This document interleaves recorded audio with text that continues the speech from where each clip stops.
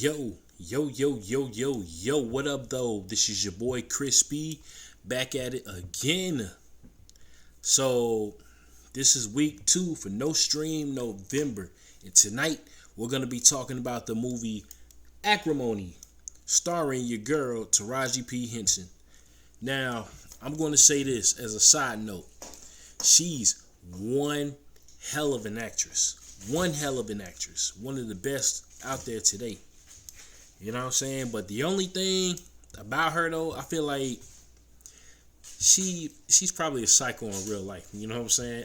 I'm joking, but she could play psychotic characters really well. I swear to God, a lot of movies that she's in, she's playing a straight psycho. You know what I mean? And this movie is definitely no different. So basically, we meet our characters, right? You know, Taraji's character. And she meets this guy in college, you know what I'm saying, which becomes her husband later on.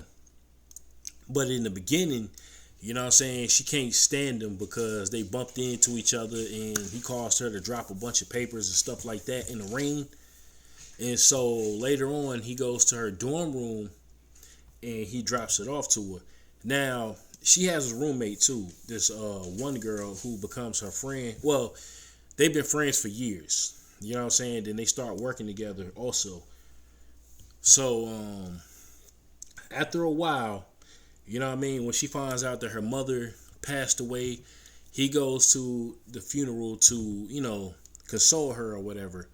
But this is when the bitches come in. And what I mean by the bitches, well, not the bitches, but the bitch, it's her sisters. This is where they come in. So, you know what I mean? From the beginning, from the start, one of the sisters did not like her, you know, her man or whatever. You know what I'm saying? She didn't trust him for nothing.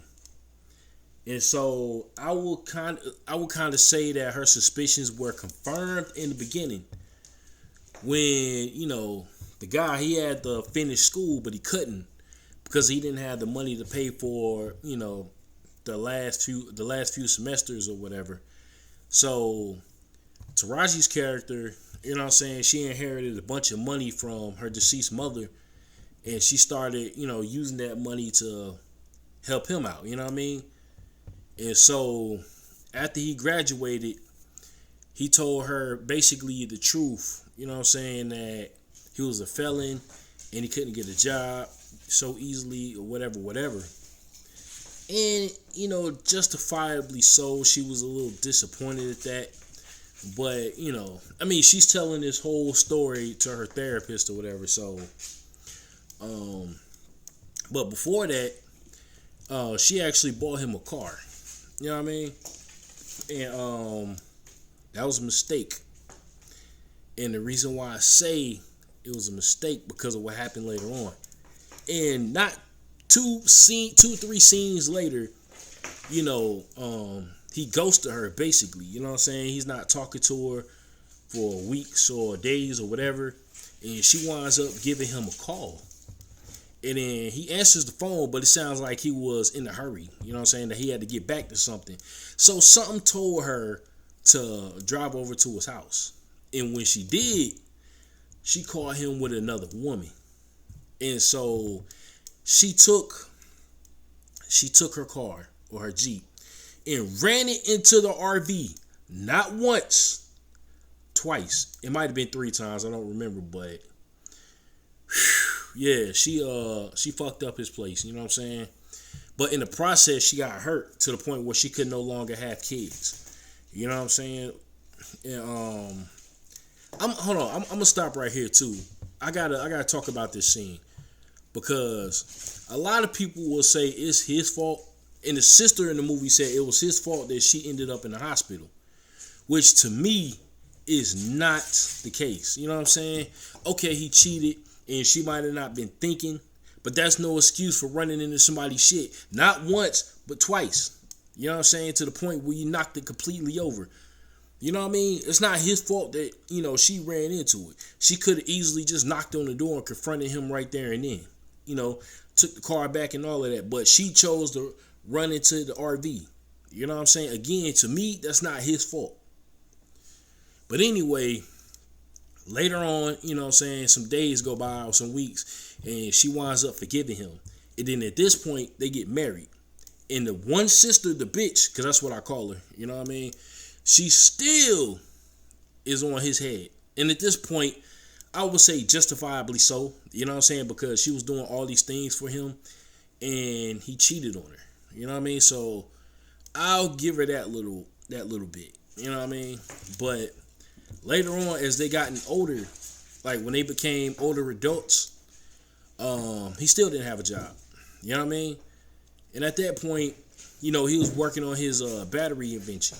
You know what I mean? Trying to get it right. And it was successful. Like, he successfully got it to run the entire house. Because at this point, they were living in her mother's house that she inherited.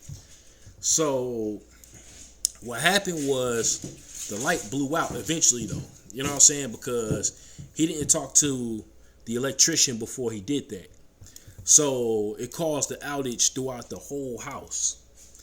And it's like, at this point, you could see the frustration on her face. You know what I'm saying? Like, she was getting fed up with him, but she just couldn't tell him that. You know what I'm saying? She was still, like, blindly in love with him or whatever. So this movie is like a double-edged sword. And I'm going to explain why later. But so eventually he gets a meeting with this guy named Prescott. Like, he's like a big shot at this company or whatever, or a CEO. And well, no, not at first. I'm sorry, I take that back. He doesn't get the meeting at first. In fact, he's harassing these people so much that, you know what I'm saying, they call him telling him that if he calls back, then, you know what I'm saying, or if he shows up there again, they're going to call, you know, the police to have him arrested or whatever. So this sends him off in a rage, you know what I'm saying, like destroying his office and all that. And then Taraji's character, she walks in trying to find out what's wrong or what's going on, and he tells her what happened. So at this point, you know what I'm saying, he finally decides to get a job. So she's working for her brothers-in-law. You know what I'm saying? The two sisters that she has is married to the two guys. They all got like this trucking business or whatever, this delivery business. So he gets a job with them, and they entrust him to deliver, like, it was one day he was supposed to deliver this package, right? Like this very important delivery to this company. You know what I'm saying? They was having some kind of luncheon or something like that, and he was supposed to get it to him by 11. And so they were tracking his truck. Now at this point right here, I'm gonna say this. It is his fault as the reason why, you know, his marriage just completely fell apart. I'm going to say that. You know what I'm saying? Because the girl that he cheated with was also the same girl that was working for this guy that he was trying to get an appointment with. You know what I mean? So she calls him, right? And she tells him that can he come to the office by 11:30 and bring his invention, his battery or whatever. And he asked her, did it have to be that day? And I'm gonna say this right here.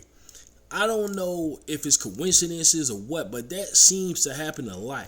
Every time you got a prior engagement for something else always comes up on that same day. I don't know if this happens to y'all a lot, but it damn sure happens to me. So I know how he feels. But then at the same time, he winds up fucking up their company because instead of getting the delivery to the destination, he turns the truck around, goes home, gets his battery, and goes straight to Prescott. Like, he didn't give a fuck. You know what I mean? I'll be honest with you, he didn't. And so when he gets there, you know, he has the meeting with Prescott, and Prescott wants to buy his IP. Like, he wants everything for only $800,000. And he said he wasn't having that. He said, nah. You know what I'm saying? He felt like his invention was worth more than that. So the meeting was unsuccessful. And when he gets back home, everybody's back at the house. You know, the one sister, the bitch, and the two husbands. And Taraji's there too. But at this point, like, she's fed up to the point where she wants nothing to do with him anymore. Like, she even had all his shit on the living room floor. You know what I'm saying? And so when he goes in, he tells her about, well, yo, it was a lot of things, you know what I'm saying? Because it was one scene where the bitch, you know what I'm saying, she finds a purse that was in one of the trucks or whatever that he was in, and she assumed that he cheated. You know what I'm saying? So that's one reason why Taraji's character was done with the marriage. You know what I mean? And then the other reason was that house was already in foreclosure, so she wasn't having it. You know what I'm saying? Like, she was just completely done. And so he was begging her not to leave him. But even the brother-in-laws, you know what I'm saying? Like, I gotta say, these are some cool dudes. Like, they were straight humble throughout the entire movie. You know what I'm saying? Even the one sister. You know what I mean? So after they divorced or whatever, he winds up moving into a shelter, and then he finally gets a job. Another job as a dishwasher at a restaurant. And Taraji actually sees him at this restaurant because she went out with another guy. You know what I'm saying? Not long after their divorce. And I felt like the reason why she did that is basically because she was pretty much in shock, in pain, or she just, wasn't thinking straight. So after this, the girl that he cheated with from their younger days, who's working for Prescott, calls him. You know what I'm saying? Because somebody took his phone so he couldn't contact her. Somebody took his phone in the shelter. And so when he got to work, you know what I'm saying, he was talking to her on the phone or whatever. And she found out that he was living in the shelter. So she had him move in with her. You know what I'm saying? And she was looking out for him. I got to say that. And so the next day he gets up. And she told him that she told his job that he quit. I would have been like, the fuck? But come to find out, she convinced Prescott to license his battery invention. You know what I'm saying? And so the check that Prescott wrote out for him, it was some serious money. Serious money. And so next thing you know, he shows up at his ex-wife's, Taraji's job. And then she goes in the hallway and he gives her a check for $10 million and the keys, the deed to her mother's house back because she had lost the house because of him. You know what I'm saying? But she got it back because of him. So I feel like this is where the double-edged sword comes in at, right? So the reason why I say that is because on one hand, she was looking out for him. He wasn't trying to get a job. The only thing he was focused on was working on his battery invention. You know what I'm saying? It kept failing, so he kept trying and trying and trying. Wasn't trying to work at all. So she pretty much ran out of all the inheritance money that she had just to help him, just to, hold him down. And so on the other hand, though, he was 100% dedicated to this battery, and it finally hit for him. So the look on her face was priceless when he told her that. You know what I'm saying? So he didn't have to give her shit. I mean, I don't know if I would or not, you know what I'm saying? I mean, I probably would because she did, hold me out of, like, she held me down all these years. So yeah, I would definitely give her something. I don't know if it would be 10 million, but I would have gave her something. You know what I'm saying? Maybe 2 or 3 million, but anyway, at this point, I felt like this is where the movie should have ended. You know what I'm saying? Now, it's like we get into a different type of film after this. You know what I'm saying? It becomes, this is where the thriller aspects come in at. You know what I'm saying? So, she finds out when she shows up at his penthouse or whatever, because later on, you see him in this dope ass house. You know what I'm saying? And then she shows up in this trench coat. And so she's walking in, she's amazed at what she sees and everything. And then she turns around and flashes him, like she takes off her trench coat and she's wearing like this lingerie under it. And then old girl, you know what I'm saying, the one that she couldn't stand, walks in. And then he introduces her. Now, I ain't gonna lie, this part had me rolling. This part had me dying laughing. Because it's like she thought she was going to get him back until she found out that, he married the other girl. which I don't blame him. You know what I'm saying? Because like I said, that girl looked out for him when he had nothing. You know what I mean? And she convinced her boss to license his invention. On top of that, so she tries to shake Taraji's hand, and she looks at her like she had 5 heads or whatever, and then she quickly walks out. You know what I mean? So now at this point, Taraji's character is crazy. Like, she goes psychotic because now she's obsessed with these two. She sees everything that he's doing for her that he didn't do for her. You know what I'm saying? The yacht and all of that, that was supposed to be for her. In her mind, all of that was hers. You know what I'm saying? That life was hers because she held him down. But then again, he paid you back for after all of them years. You know what I'm saying? So now, at this point, you know what I'm saying, she's scorned. You know what I mean? So she goes to this bridal store where old girl's wedding dress is, and she pours acid into the dress.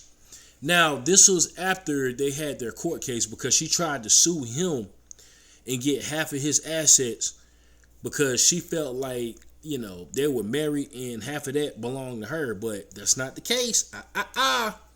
Because when they went to court, right? You know what I'm saying? The judge basically reprimanded not just her, but her lawyer. And he told her, like, yo, all of the stuff that he's got now, like when the battery hit and everything like that, all of that happened after y'all got y'all's divorce. So you ain't getting shit. That's basically what he told her. You know what I'm saying? And yeah, it's true. Like, he was he was successful. And anyway, now after the court case, you know what I'm saying, they got they put a restraining order out against her. You know what I'm saying? So now she's on the laptop at home, constantly looking at those two, living their lives. She's obsessed with them at this point. And so at this point, there's no turning back. You know what I mean? So I felt like she checked out. You know what I mean? So like her friend, the guy and his new wife shows up at her house. You know what I'm saying? And the sister, at this point, she stops being a bitch, but she still is the bitch. You know what I'm saying? You got one of her sisters, the bitch, and the 2 husbands there. You know what I mean? And they're trying to figure out, what's going on with her, where she at, where did she go? And so the friend, Taraji's friend, shows up at the house and warned a couple, warned them they shouldn't be there because Taraji was coming back. Like, she was walking up to the house. She came in and she was trying to throw hands on sight. You know what I'm saying? And so they left really quick. They ain't want no parts of that. Excuse me. And so later on, near the end, this is where things take a turn for the weird. So now they're on their yacht, you know what I'm saying, enjoying the night and everything like that. And so his wife, she winds up going to take a shower or whatever, or a bath or whatever. And he's sitting back, he's chilling. Now, this is the part that had me scratching my head right here because I don't know if I was missing something. Was it a deleted scene or what? So he's sitting there in the chair, laying back, chilling. And out of nowhere, there's a gun pointed at him. And he looks up. It's Taraji's character. But what I want to know is, how the fuck did she get on that boat? First of all. You know what I mean? Where did she come from? But anyway, it's a movie. Leave your brain at the door. So she winds up shooting him. And then the girl, you know what I'm saying, his wife heard it from downstairs. And so this was the funny part right here. Right? Not, her pointing the gun at the wife. That wasn't the funny part. Because she made his wife take off her ring. You know what I'm saying? But the funny part to me was that she was pointing the gun at everybody, making everybody, like all the employees, jump overboard. And they did it. You know what I'm saying? They said, yo, fuck it. We jumping. You know what I mean? So they all jumped off the boat. You know what I'm saying? And then next thing we know, the husband, he was telling his wife to go get help. And so she had to take it was like I think it was a motorboat connected to it on the side. And so she took that and drove away rolled away in it. You know what I'm saying? And he was still on the boat, just bleeding out. And so now, you know what I'm saying? At this point, Taraji didn't have the gun because he actually knocked it out of her hand overboard.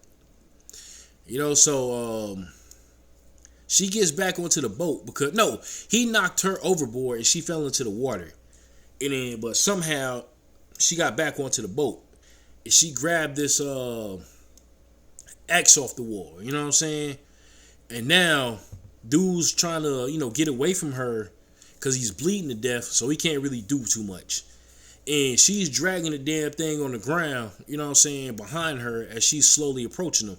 And I'm thinking like, yo, who does she think she is? Pyramid Head, yo? Like, for real. But, I mean, there was a lot of movies like that. You know, you got the killer dragging the weapon on the ground slowly as they approach their victim. That's how she was doing it, you know what I'm saying? But I felt like that part wasn't necessary. But anyway, she actually was successful. I don't know what she chopped off because it, you know what I'm saying, it was like a quick cut, but she had cut him with it, you know what I'm saying? But when she did that, when she brought the axe down, it was like an anchor on the side, you know what I'm saying? The weight of the axe coming down caused the anchor to fall over into the water. And then the chain got wrapped around her leg or whatever. And then she slipped into the water. And then this is where she drowned and died. You know what I mean? So the wife comes back. And all the employees, they get back onto the boat to help him out. You know what I'm saying? I'm like, yo, where was y'all motherfuckers at before? She ain't even have a gun at that point. You know what I mean? But anyway, she gets back onto the boat. I mean, yeah, they all get back onto the boat. And that's pretty much it. You know what I'm saying? You see her dead body floating in the water. And that pretty much wrapped up the movie right from there. You know what I'm saying? So, what do I think about this film? I like it. You know what I'm saying? I didn't really have too many issues with it. I mean, there were some things, the unexplainable thing with how she got on that boat. I still want to know that. You know what I mean? But anyway, the acting was pretty good. You know what I mean? Like, nobody was weak in this movie. I felt like the acting was solid. You know what I'm saying? The story is what captivated me in the beginning. When I first saw this movie, what else? The characters, the supporting characters, they were likable, except for the bitch. You know, her sister, one of her sisters. You know what I'm saying? But other than that, this movie, it deserves a thumbs up. You know what I mean? So if I got to give this movie a score, though, I would give it a 8.5 out of 10. You know what I mean? Because I still want to know how the fuck she got on that boat. But anyway, that's pretty much it for this review. I appreciate y'all for listening. And we will be back next week for week 3 of No Stream November. And we got 2 more movies left. I don't know which one I'm going to choose. And I'm not going to tell y'all what they are. But stay tuned. And we will see. All right. I will talk to y'all later. Peace.